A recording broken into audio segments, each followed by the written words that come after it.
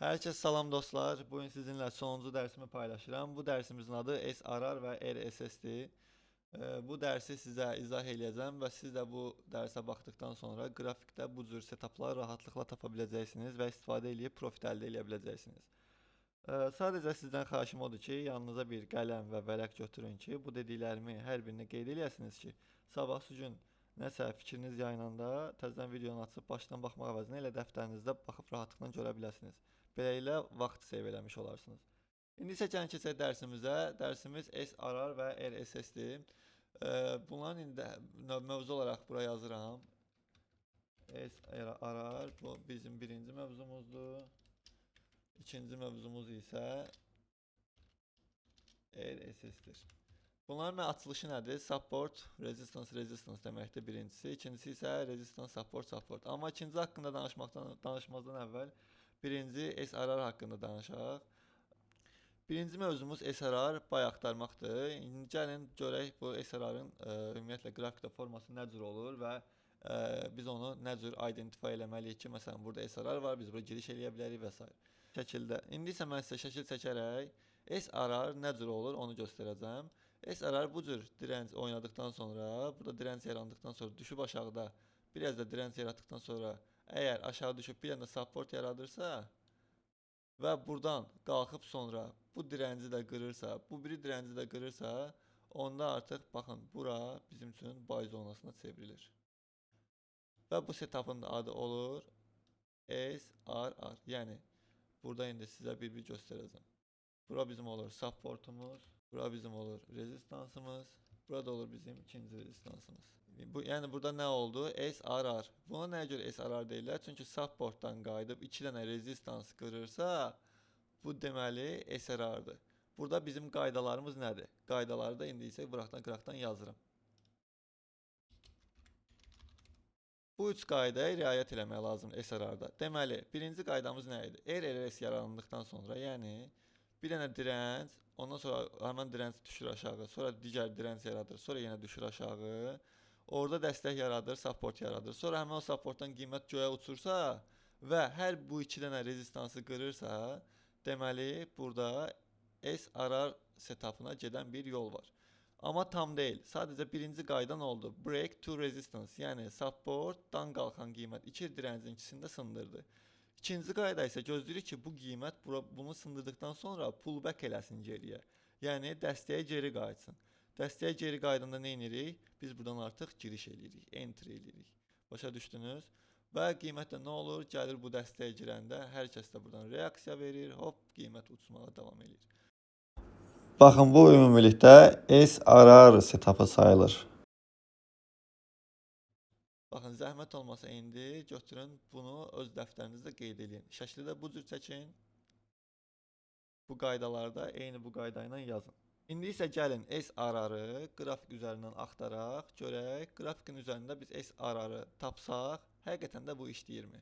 Ümumi görünüşünə baxanda bunun, görürsünüz buradan məsələn düşüb aşağı belə bir V hərfi yaradıb. Ancaq lap U da demək olar buna. Ancaq bu U-nun elə bir ki sağ qulağı bundan uzun olur, gördünüz?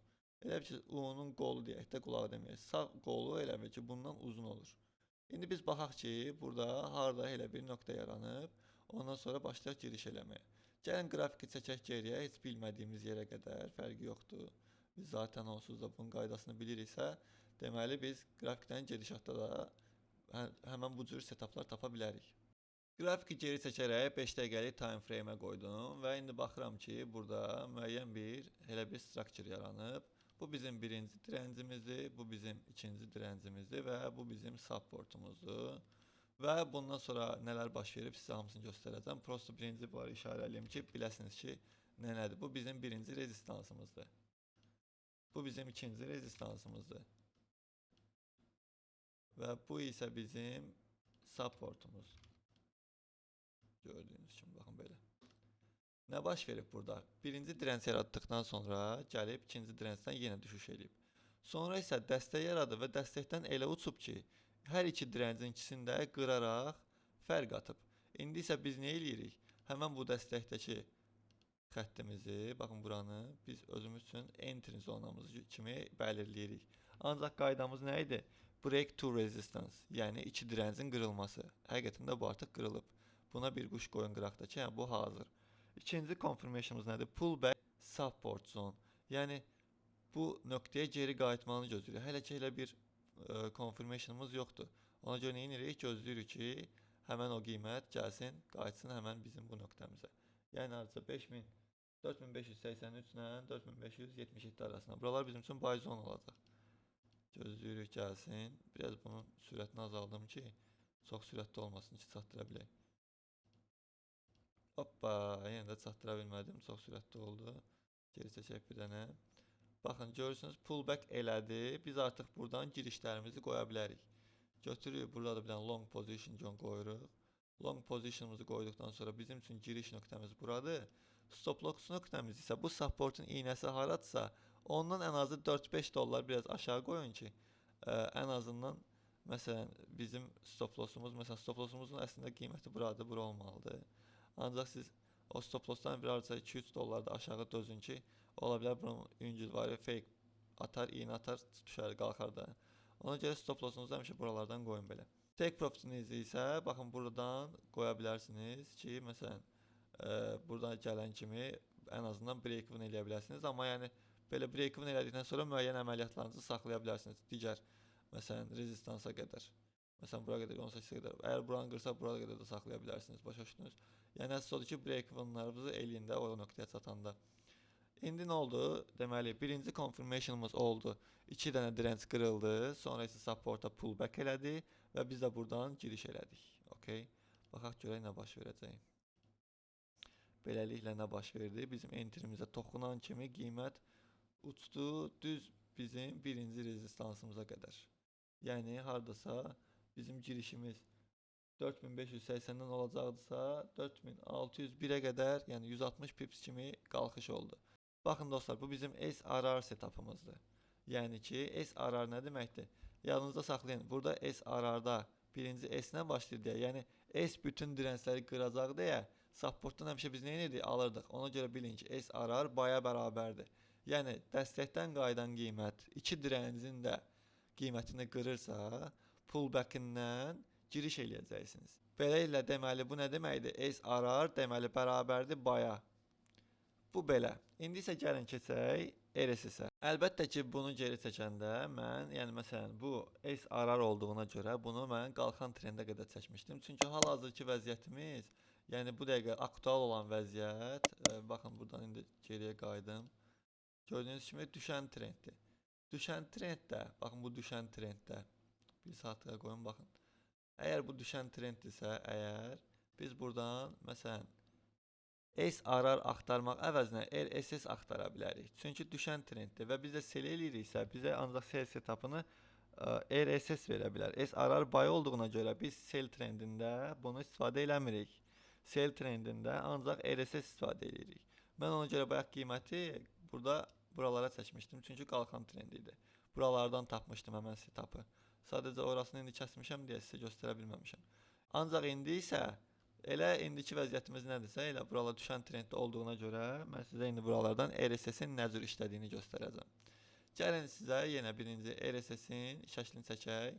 Baxaq görə RSS-dəki şəkil nə vəziyyətdə olur və biz ona uyğun buradan nə tapa bilərik. RSS-də də SRR-da olduğu kimi tərsinədir. Eyni şeyin tərsinəsidir sadəcə. İndi mən sizə yenə həmən o şəkli çəkəcəm və siz biləcəksiniz ki, o nə cür işləyir. RSS-in şəkli bu cür çəkilir. İndi sizə də onu göstərəcəm. Necə ki, SRR-da birinci direnç, sonra support tapırdıqsa, burada da tərsinəsidir. Eyni cür birinci support tapırıq, sonra support tapırıq, sonra direnç tapırıq. Yəni, birinci bu cür oynamalıdır. Sonra qalxmalı yuxarı, buranı qırdıqdan sonra bir dənə support yaratmalıdır. Sonra buranı qırıb, qalxıb buradakı dirençdən düşməlidir ən aşağıya. Bunlar hər iki dəstənin ikisini də qırmalıdır ki, biz ondan sonra RSS setupı haqqında fikirləşək. Burada onda nə baş verəcək? Burada olacaq R, burada olacaq S, burada da olacaq S. Yəni support, resistance birləşəndə, amma burada əsas setup buradan başlayır deyə adı belə olur. RSS, yəni resistance dan qayıdan qiymət hər iki supportun ikisində sındırdı. Gördünüz? Bax, iki dəstəyin ikisində sındırdı. İndi bəs yaxşı, qaydalara görə burada necə olur? Buranın qaydalarını da sizin üçün yazıram. Siz də bunları qeyd edin özünüzdə. Və RSS-in də bu üç qaydası budur ki, break two supports, pullback at resistance and entry at resistance. Yəni burada break two supports odur ki, dirəncdən qayıdan qiymət hər iki dəstəyin içində sındırsın. Gördüyünüz kimi dirəncdən qayıdan qiymət dəstəyi qırıb, o bir dəstəyi də qırıb. İndi isə biz nə gözləməliyik? İkinci qaydamızı. Yəni pullback at resistance. Yəni bu təzədən rezistansa qayıtmalıdır. Və RSS-in qaydalarını sizə yazdım. Burada qaydalarda birinci qayda odur ki, break two supports. Yəni rezistansdan qayıdan qiymət hər iki yaranan dəstəyi sındırmalıdır ki, bu şəkildə gördüyünüz kimi bu qaydada sındırıbdır. Və həmən bu sındırdıqdan sonra fərqi yoxdur, hara gedir getsin, təzədən pullback eləməlidir bura. Başa düşdünüz? Çünki bizim üçün giriş nöqtəmiz bura olacaq. Bura bizim üçün sell nöqtəsi olacaq. Bura gələcək, burada oynayıb, hop, buradan yenə aşağıya qədər gəlməlidir. Baxın bura. Bu cür bu qaydada olacaq. Burada da indi biz nə tapmalıyıq? Bayaq necə ki U tapırdıq, sağ qolu uzun olurdu. İndi isə burada A tapırıq, sağ ayağı uzun olur, sol ayağından. Başa düşdünüz? Və ondan sonra biz onun gözləyirik ki, həmən bu ayağı qayıdıb tam təpə hissəsinə çatsın və biz oradan satış eləyək. İndi isə gəlin gedək qrafikə. Bir dənə oradan RSS tapaq. Baxın, qrafiki bu cür uzatdıqda siz həmən bu setup'ı rahatlıqla görə bilirsiniz. Məsələn, belə olanda tam görməyə bilərsiniz, amma uzadın ki, bunu rahatlıqla görə biləsiniz də. Çünki balaca time frame-deyik ona görə. Deməli, burada nə baş verib? Gəlin biz indi nə qeyd eləməliyiksə, onları birinci qeyd eləyək. Baxın, horizontal line-dan indi bir qoyacağım. Burada direnç yaranıb. Yəni qiymət buradan qayıdıb, düzdürmü? Bu var da. Və həmən bu direncdən yaranan dəstəklər hansılardırsa, onları işarələyirik. Həmən o işarələdiyimizləri qeyd edirik ki, məsələn, bura bizim üçün birinci supportdur. Bura bizim üçün ikinci supportdur. Və həmən bu supportlar qaldıra qiyməti burada bir direnç yaradıb. Gördüyünüz kimi. Və həmən bu direncdən qayıdan qiymət gəlib bu dəstəyi də sındırıb. Bu bir dəstəyi də sındırıb. İndi bizim üçün birinci qaydamızı, yəni birinci kriteriyamızı yaradıbdır. Yəni direncdən qayıdan qiymət hər iki supportu sındırsın ki, sındırıb. Bizim üçün indi nədir? Biz burada başlayırıq sell nöqtəsi tapmağa. Baxın, bura bizim üçün sell nöqtəsi olacaq. Nə vaxt ki qiymət bura gələcək, bu qaydada sell eləyəcəyik. Tepemiz də olacaq elə həmən bu birinci support və ikinci support. İndi baxaq, gəlin istəyirsinizsə buradan da bir dənə short position'ımızı qoyaq. Bizim stop loss'umuz olacaqdırsa əgər buradan, indi burada bizim enterimiz olacaq buradan. Stop loss'umuz da olmalıdır bu iğnədən. Biraz siz artıra bilərsiniz də bunu. 2-3 dollar yuxarı qoyun ki, biz ovlamaz. Ondan sonra şey isə qoya bilərsiniz, məsələn, ən aşağı supportlara qədər. Gözləyək, indi baxaq görək nə baş verəcək. Qiymət qalxır. Həmən bizim o zonamıza toxunan kimi geri qayıdır. Bu şəkildə, bu qaydada rahatlıqla siz bu setup'ı tapa bilərdiniz. Birinci dəstək qırıldı, ikinci dəstək qırıldı, direnç yaratdı. Sonra həmən bu direncdən qayıdan qiymət hər iki dəstəyi sındırdı. Sonra pullback elədi. Həmən bu rezistans nöqtəsindən, sell nöqtəmizdən geriyə çox böyük bir düşüş elədi. Əgər siz bias sell olanda RSS tapsanız, bu qədər böyük pipslər tuta bilərsiniz. Yox, əgər trendə tərs girsəniz, məsələn, buy trendində RSS axtarmış olsanız, o zaman bu qədər pips tutmağınız biraz çətin ola bilər. O zaman ona görə də nə edirik? Hər trendin özünə uyğun hərəkət edirik. Məsələn, buy trendində SRR axtarırıq, sell trendində isə RSS axtarırıq.